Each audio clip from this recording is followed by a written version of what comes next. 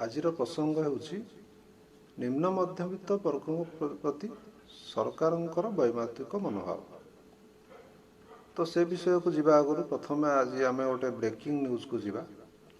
गतकाली राज्य सरकार राज्य सहरांचलर उठा दोकानी बा बुला बेपारी मानी किसी आर्थिक सहायता घोषणा कर तालाबंदी रही से व्यवसाय कराया जापारे नहीं, तेणुक सरकार गरीब लोक किसी साहाय्य घोषणा कर भल कथा।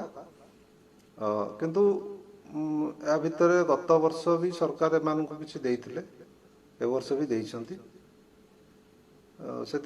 किंतु से ऑटो वाला ऑटो ड्राइवर रिक्शा ड्राइवर चलाड़ी चालक ट्रॉली चालक बाकी अन्य व्यावसायिक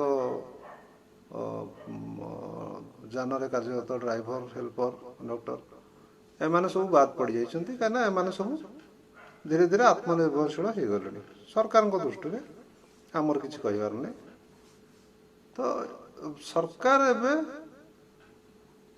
उठा दुकानी प्रति सरकार को लगी गत वर्ष जहाँ देखा अन्य माने सब सरकार दृष्टि में दुर्दशर खाई दोली रे झुलुंट। तो ठीक अच्छी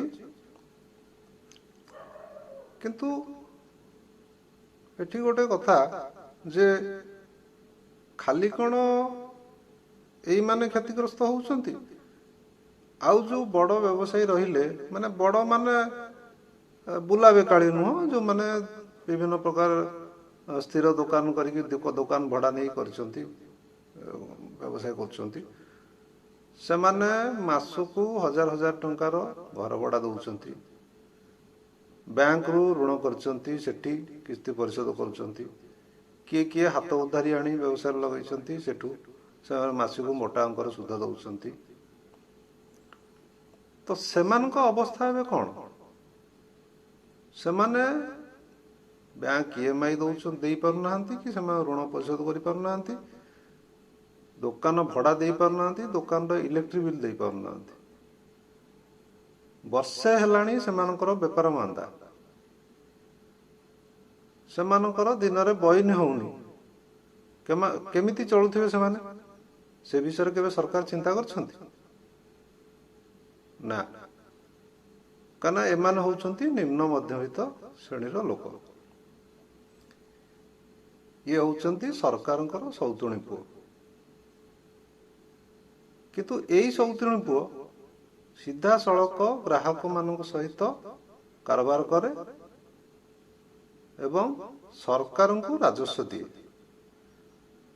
जीएसटी हो सेवा कर हो सर्विस टैक्स हो यही माध्यम सरकार यांकठू राजस्व पाती से सरकार आय से राज्य चले किंतु सरकार एमानक प्रति विमुख सर्वसर्वदा विमुख।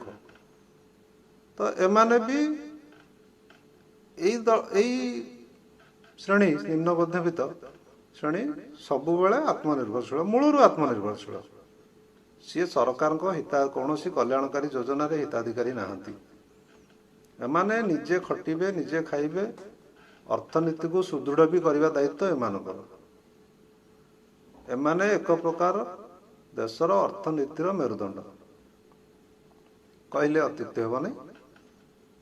तो कथा होची सरकार तो वैमात्रिक मनोभाव अच्छी किंतु यही निम्न मध्यवित्त वर्ग केबे भी देश पाई बोझ हेनी कौन सी मागणा योजना नहीं कि कौन सी योजना रे अंशीदार ही सरकार देश उपर बोझ हेनी बरं एमाने देश गठन रे बा आर्थिक अभिवृद्धि रे एमानक अवदान बहुत अधिका कहीं यही लोक माने विदेश को जाती चाकरी बाकरी करती सेठू से माने वैदेशिक मुद्रा पठाती यही लोक माने विभिन्न प्रकार व्यवसाय बा सेवा क्षेत्र में काम करती व्यवसाय करती तो से सरकार डायरेक्ट टैक्स पाती जीएसटी आकार रे पातु बा सर्विस टैक्स आकार रे पातु विभिन्न प्रकार उपाय पाती व्यवसाय बड़े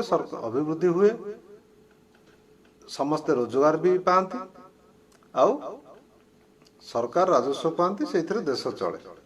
ତ କଲ୍ୟାଣକାରୀ ଯୋଜନା ସବୁ ବିଭିନ୍ନ ପ୍ରକାର ରାଜ୍ୟ ସରକାର ହଉ କେନ୍ଦ୍ର ସରକାର ହଉ ସବୁଥିରେ ସେମାନେ ଏଇମାନଙ୍କ ଦ୍ୱାରା ଟିକସ ଆଦାୟ ହୁଏ ବା ରାଜ୍ୟ ସରକାର ଏଇମାନଙ୍କ ଦ୍ୱାରା ନିଜର ଆୟ କରନ୍ତି, କିନ୍ତୁ ଏମାନଙ୍କୁ ସବୁବେଳେ ଏମାନଙ୍କ ପ୍ରତି ବିମୁଖ। ତ ଏମାନଙ୍କ କଲ୍ୟାଣ ପାଇଁ ସରକାରଙ୍କ ପାଖରେ କୌଣସି ଯୋଜନା ନଥାଏ, କାରଣ ଏମାନେ ମୂଳରୁ ଆତ୍ମନିର୍ଭରଶୀଳ। ତ ଏଇ ନିମ୍ନ ମଧ୍ୟବିତ୍ତ ବର୍ଗ ଯେ କ'ଣ କରୋନା କାଳରେ କ୍ଷତିଗ୍ରସ୍ତ ହେଇନି, ବିଭିନ୍ନ ଲୋକ ଅଛନ୍ତି ସେମାନଙ୍କ ପାଖରେ ଧାର ଉଦ୍ଧାର କରି ସେମାନେ ରାସନ କିଣୁଛନ୍ତି, କାହିଁକିନା ସରକାରଙ୍କର ଯେଉଁ ଯୋଜନା ଅଛି ଫ୍ରି ରାସନ, ସେଥିରେ ଏମାନଙ୍କର କାର୍ଡ଼ ନାହିଁ, ସେମାନେ ସେଠୁ ନେବେନି। ତ ଏମାନେ ସରକାରଙ୍କ ଉପରେ ବୋଝ ହେବାକୁ ଚାହାନ୍ତିନି, ତ ସେମାନେ ଧାର ଉଦ୍ଧାର କରିକି ସଉଦା ଦୋକାନରେ ବାକି କରି ସଉଦା ଆଣନ୍ତି। ବିଭିନ୍ନ ସମସ୍ୟା ବିଭିନ୍ନ ଜିନିଷ ସେମାନେ ଧାର ଉଦ୍ଧାର କରି କରନ୍ତି ଏବଂ ନିଜର ପିଲାମାନଙ୍କର ସ୍କୁଲ ଫିଜ୍ ଏସବୁ ଜିନିଷ ସରକାର ତ ଯାହା ଛାଡ଼ କଲେନି, ବର୍ଷେ ପରେ ସୁପ୍ରିମକୋର୍ଟ କ'ଣ 15% ଡିସକାଉଣ୍ଟ କଲେ, ସେ ଯାହା ବି ହେଉ ଏମାନେ ନିଜେ ଧାର ଉଦ୍ଧାର କରି ଭରଣା କରନ୍ତି। ସରକାରଙ୍କର ଆଙ୍କ ପ୍ରତି କିଛି ଅବଦାନ ନାହିଁ। ଏଇ ବ୍ୟକ୍ତି ବାହାରେ କାମ କରି ବିଭିନ୍ନ କମ୍ପାନୀରେ କାମ କରନ୍ତି, ବିଭିନ୍ନ ଜାଗାରେ କାମ କରନ୍ତି ବା ବ୍ୟବସାୟ କରନ୍ତି, ଯାହା ଇନକମ୍ କରନ୍ତି ସେଇଥିରୁ ଇନକମ୍ ଟ୍ୟାକ୍ସ ଦିଅନ୍ତି ବା ଆୟକର ଦିଅନ୍ତି, ସେଇଟା ବି ସରକାରଙ୍କ ରାଜସ୍ୱ ହିସାବରେ ସରକାରଙ୍କ ପାଣ୍ଠିକୁ ଯାଏ ଏବଂ ଦେଶର କଲ୍ୟାଣରେ ଲାଗେ।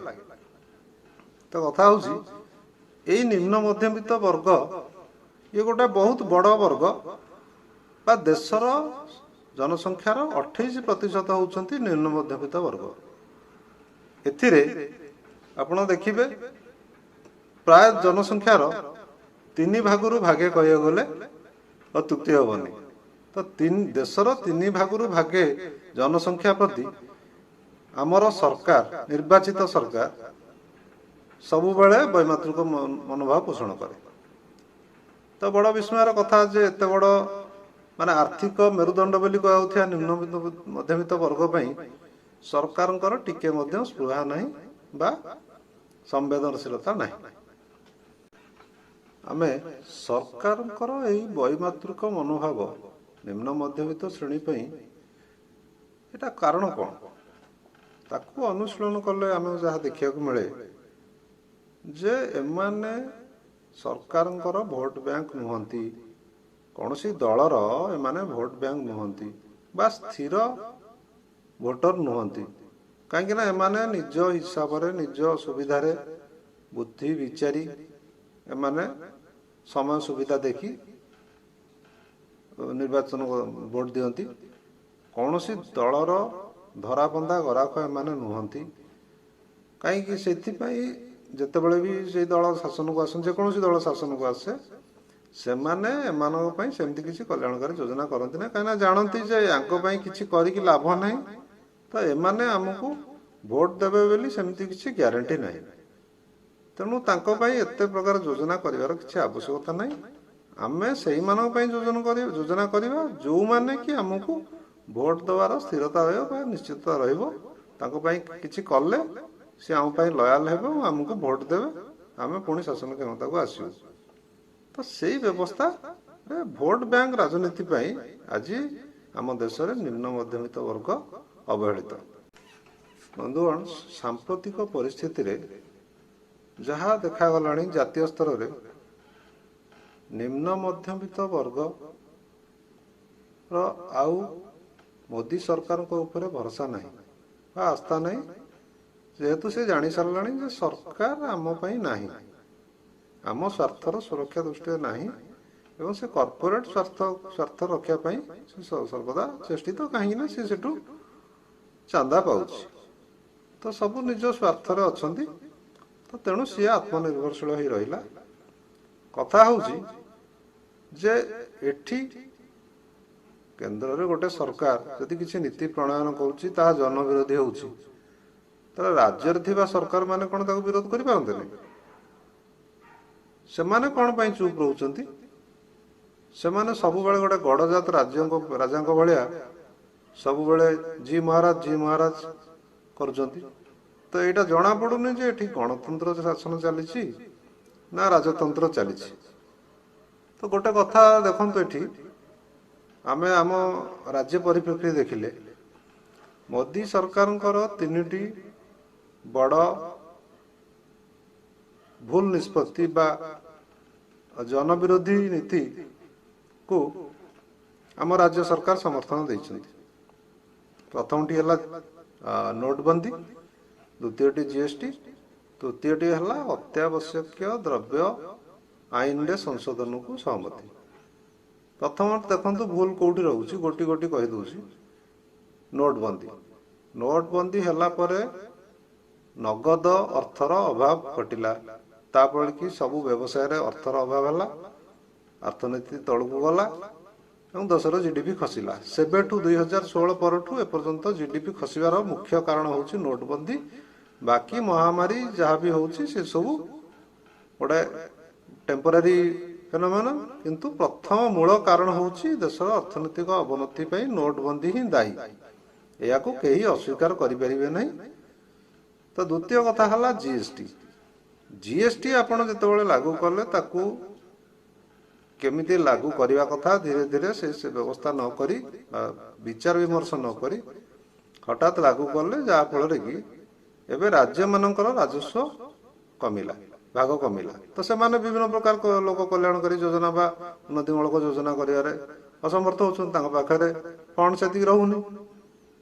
तो तृतीयटा है एबे जो गत 2020 सेप्टेम्बर जो अत्यावश्यक द्रव्य आईन रे संशोधन करी आमर डाली चाउल बा खाद्य शस्य खाइबा तेल ए सब जिनस को अत्यावश्यक द्रव्य तालिकारु बाद दिगला। जुक्ति कौन थिला जे ए सब सामग्री विदेश आमदानी हम प्रचुर परिमाण रे प्राइवेट पार्टी ये सब जिनस आनिकी कदा करी रखिबे, तेणुक जिनसर दरदाम कमिबो एवं लोकों पाखरे सब जिनस सब समय पहुंची पारिबो, किछि असुविधा हबो नै, अभाव रहिबो नै खाद्य शस्य बा खाद्य सामग्री। तेणु किंतु योजना संपूर्ण अलगा थिला। एटा प्योरली कॉर्पोरेट मानू बेनिफिट करने पर लाभ दवाई की व्यवस्था करा। एबे जना पड़ा देखु गत वर्ष आमे से समय जब अत्यावश्यक सामग्री आईन संशोधन है ता पूर्व कथा कहूँ आमे सोरिष तेल 120 रु 130 टंकार किणुले जहाँ एबे 200 टंका हो गला, 200 210 रे बिक्री होची।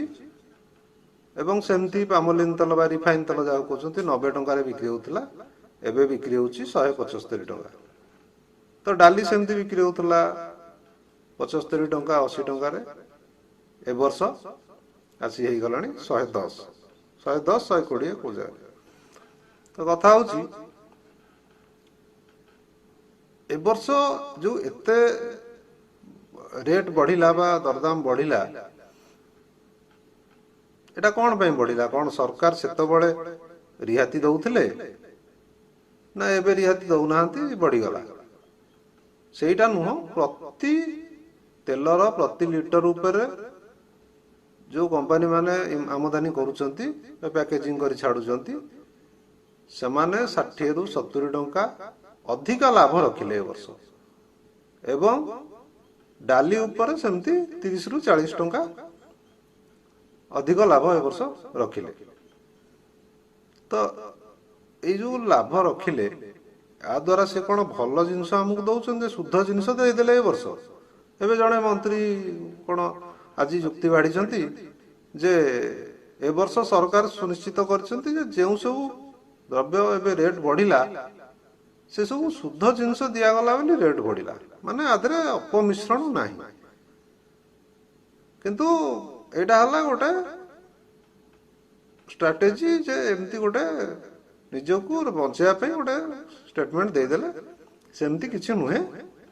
यार असल जिनस होउची जे सरकार से मानुटू चांदा पाउछंती एवं प्रचुर परिमाण चांदा पाइले किंतु प्रचुर लाभ पाइले गोटे केजी रे जदि सी 60-70 टंका लाभ पाइले गोटे लिटर रे एवं गोटे डाली केजी रे जदि से 30-40 टंका लाभ पाइले एक्स्ट्रा ताले सरकार को चांदा देवार असुविधा किसी नहीं क्या सरकार तो ये आईन टार संशोधन करते देशर जनता क्षतिग्रस्त हो बा लुट हो तार किसी मतलब नहीं तार चांदारे मतलब अच्छी तो से जानी आउ किसी दिन सरकार रहा तापर तो आम सरकार आसबार नहीं एवं जिते लुट तराज करने कथा आम कर कथा हूँ गत आउ गोटे मजादार कथा जे गत वर्ष से जो सोरिष तेल बिकुले 120 टंकार एटा केमी बिकुले जिते बड़े कि सोरिषर दाम गोटे किलो सोरिषर दाम 50 टंका थिला 3 किलो सोरिष पेड़ेले गोटे लिटर तेल बाहर तो हिसाब बसैले आप देखिए गोटे लिटर को 150 टंका प्रोडक्शन कॉस्ट पड़िला तापर पैकेजिंग अच्छी मार्केटिंग खर्च अच्छी कंपनी लाभ अच्छी होलसेल डिस्ट्रीब्यूटर लाभ अच्छी डिस्ट्रीब्यूटर कमिशन अच्छी रिटेल कमिशन अच्छी तो बिक्री है बेलू बजार में 200 टंकार बिक्री हवा कथा जदि शुद्ध तेल दे था किंतु 120 बिकिले केमी बिकिले कौन सरकार से सब्सिडी दौला ना एम कंपानी सब क्षति चलिए बिकुले कथा से कथा हूँ अधा सोरिष तेल आउ 40 टंका लिटर रे मिलुथिबा अधा पामोलिन तेल दीटा को मिसेले एवं तांकर लाभ करुथिले किंतु ए वर्ष जो बिक्री हेले 200 टंका बिकुचंती से सही तेल नुआ नुहे सोरिष तेल पामोलिन तेल अधा मिसा होउची सेही तेल 200 टंका बिक्री होउची लिटर रे 60-70 टंका अधिका लाभ पाउछंती आउ पामोलिन तेल 40 टंका इंडोनेशिया रु मालयेशिया रु किणुचंती एठी आनी ताको रिफाइन पैकेजिंग करी 175 टंका बिकुचंती जानी पारुथिबे कोन लाभ पाउथिबे सेमती डाली कथा साउथ अफ्रीका रु 40 टंका डाली किणुचंती जहा ट्रांसपोर्टेशन लॉजिस्टिक्स जहाज रे आसिया पय जा खर्च थिबो एवं रिटेल कमिशन होलसेल कमिशन बाद से बिकुचंती जहा रेट रे बिकुचंती सेथरे भी प्रचुर लाभ एथर करूचंती ए लाभ करिवा पय सरकार तांको बाट खोलिले एवं 2024 जे एमती से माने मनोमुखी कार्य करिवे एवं लोकों को लुट तरा दिन दीपर लुट करिवे एइटा स्वाधीन भारत रे गोटे प्रकार अभिनव प्रकार डकायती दिन दी प्रहरे सरकार प्रायोजित डकायती सरकार लुट तराज करिवे चांदा नेबे ता भितरे आउ गोटे कथा आपण देखंतु एठी राज्य सरकार माने बा राज्य थिवा शासन थिवा दल माने संपूर्ण भाव मौन मुद्रा रे कारण कौन तमे तो तमे विरोधी दल हिसाब से अच्छ तेणु तमे विरोध करने कथा जे जनस्वार्थ तम लोक जदि हैरान हेले दरदाम बढ़िला लोक विरोध करुचंती लोक अशांति अच्छा तमे विरोध करने कथा तमे विरोध कहीं करूँ एठी गोटे सहभागिता भितरे लुट तराज चली कहीं से जो लुट करुचंती कॉर्पोरेट माने सेथुरु किछि चांदा राज्य सरकार भी पाउचंती राज्य रे शासन थिबा दल माने भी पाउचंती तेणु करी से सब से माने भी चुप रहउचंती तो आम राज्य कंटेस्ट रे आसिले ओडिशा कंटेस्ट रे सी भी सही समान अवस्था गोटे बुझाणा भितर लुट तराज चली जमती कि गत